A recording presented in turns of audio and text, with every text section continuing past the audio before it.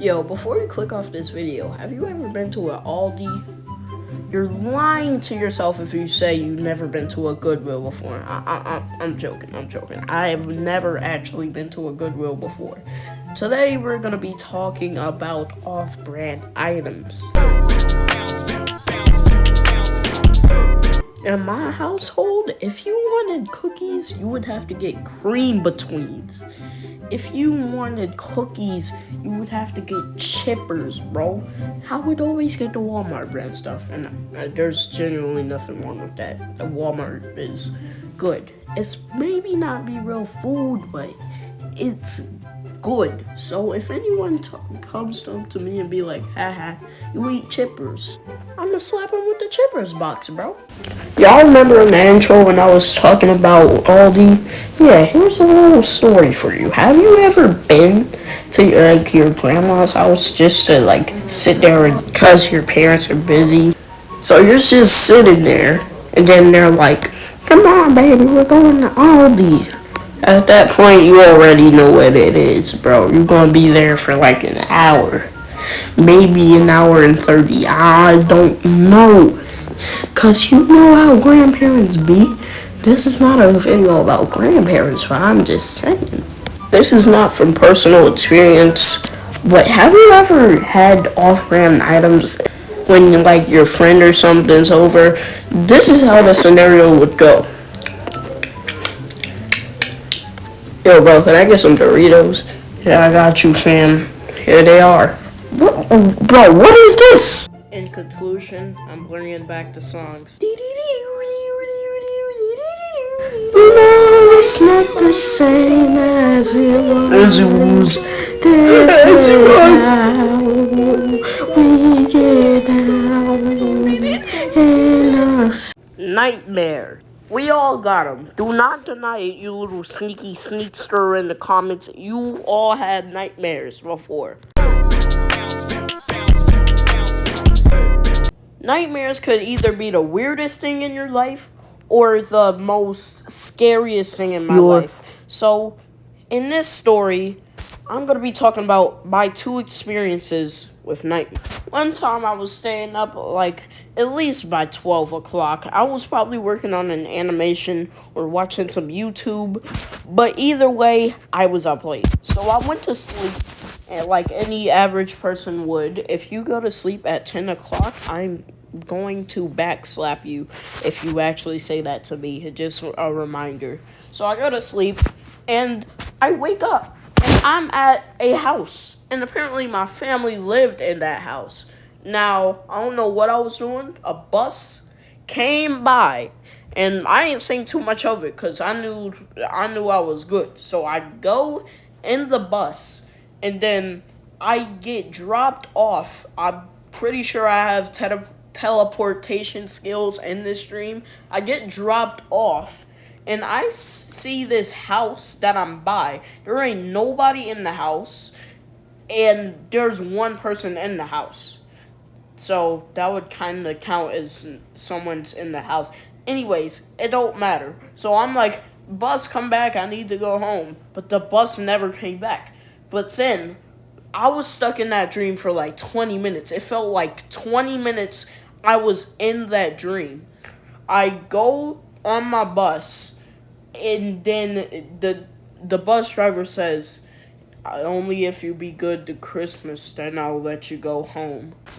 I don't know what my brain was on at that current moment in time while I was in that dream, but something was going wrong in my brain. I don't know what the message of the dream was trying to tell me, but something was going wrong in my brain, bro. I was either really dumb and my brain just made up something that I could have something entertain me while I'm asleep or something. I'm not sure, bro. This story happened around 3 years ago. So I was on my laptop just looking at some YouTube, because this was in my prime days. This is in my days where I used to have my old YouTube channel. Only OGs would know. So I scroll down, since I would make hand-drawn animations, and that's how I became an animator now. So I scroll down and I see this creepy pasta thing. My brain, my half of my brain's like, don't click it. It's just really scary. I don't want you to get nightmares. Bro, click it. What's the worst that could happen? And I want you to guess what happened. Just guess. What happened? I clicked it like a normal kid would. By the way, I have a fond memory of me watching that video for literally like 50 seconds and clicking right off of it. I go about my day, and then it gets time for me to go to bed. I climb into my bunk bed to go to sleep, and when I go to sleep, guess what I imagined? The Squidward creepy pasta, bro. I ain't gonna put it on the screen because I got younger audiences, but that scared the heck out of me. You know what? I'm gonna put it on the screen anyway. And there was this Bart Simpson thing that scared me too. I dreamt of all of those images that were on the thumbnail. So I was scared. I woke up at like 6 a.m. and then I go in my sister's bed and be like, I have a nightmare. Can I sleep with you? And then I sleep in my sister's bed, and that was it. So, moral of the story, if you're little, do not look up anything scary, because that's gonna affect you when you go to bed at night. I don't know about you, but some school rules really don't make sense. From little things to having your hoodie on or doing barely anything and getting in trouble, anything could get you in trouble in school. And that's where the story starts.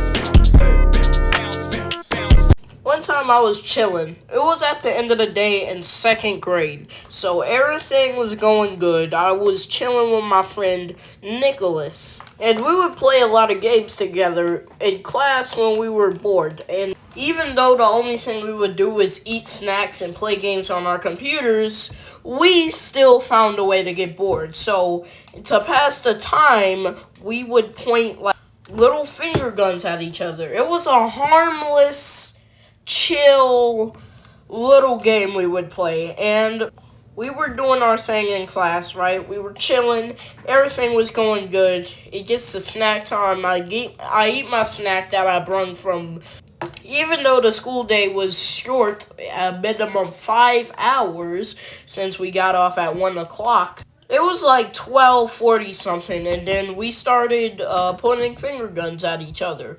Now, we were doing our thing until my teacher, Miss M, sees us doing that, and she's like, "Excuse me? No, you're not doing that in my classroom."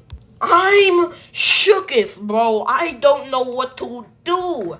So the teacher walks up to us and says, like, "Get in the hallway. I'm bringing the principal over here." Now, at this point in this school year, I've never had anything involved with the principal. And this was a totally different school than the other story I made. So as I'm sitting there, crying, sweating, bro, I literally see the principal and start crying even harder because I know it was coming. I look at my friend Nicholas and he's not crying at all. He's just really stressed.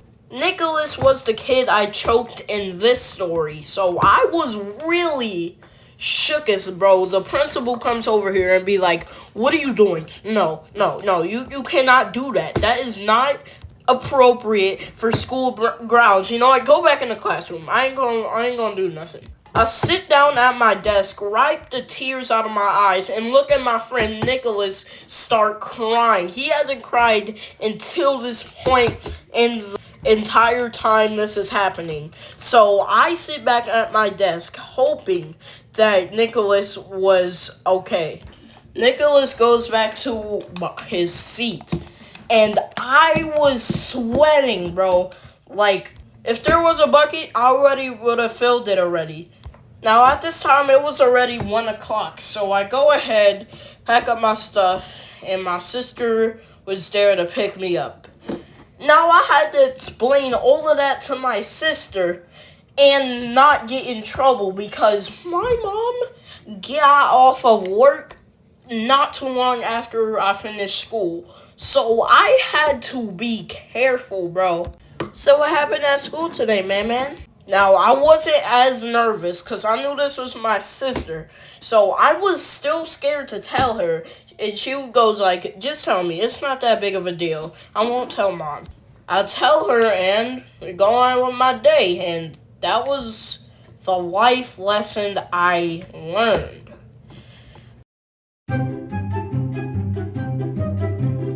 This story takes place around 2 years ago, so I was just sitting in my room thinking, an icy would sound good. So I walk over to the kitchen, so I make it to the kitchen, grab the icy, and then dip.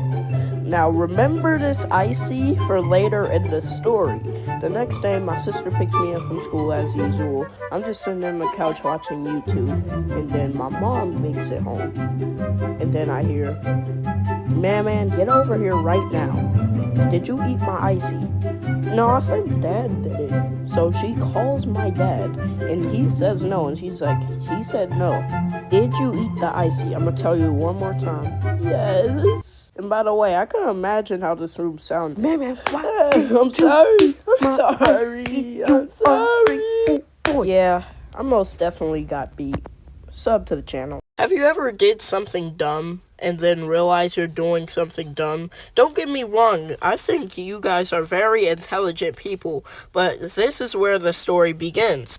One time I was playing on the family computer and my mom was like, "Dinner's ready!" So I got up and went to dinner. And after I finished eating, I realized I almost swallowed a bone. Long story short, my mom shoved bread in my mouth. I ate 50,000 bananas. After that, I basically got dragged to the hospital. After that, I got told that after I ate the banana, forgot to mention, I ate another banana. They told me the bone got down. Thanks to my stomach acid, the bone got vaporized. Yeah. Don't be dumb like me. Make sure to check your fish. Check everything so that you don't choke on the bone like I did. Yeah, I had to eat icicles for like a week.